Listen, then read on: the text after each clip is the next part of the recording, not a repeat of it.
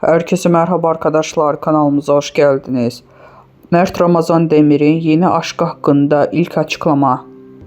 Son dönemde büyük bir çıkış yakalayan Mert Ramazan Demir, özellikle Yalı Çapkın dizisindeki canlandırdığı Ferit karakteriyle dikkatleri üzerine çekmişti.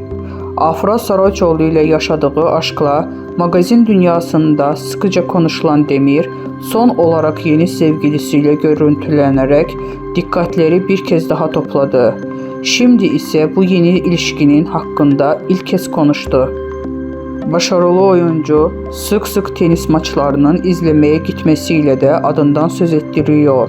Geçtiğimiz günlerde Bodrum'da sarışın bir güzelle dudak dudağa yakalanan Demir, bu görüntülerin ardından yeni aşkı hakkında sorular yağmuruna tutuldu. Sosyal medyada birbirlerini takip etmeden bırakan çiftin ilişkilerine dair henüz bir açıklama yapılması dikkat çekmişti.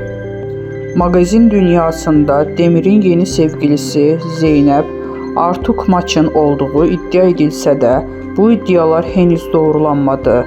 İddialar arasında Londra'da başlayan bir aşkın artık ciddi bir ilişkiye dönüştüğü yönünde konuşulmaya da devam ediyor.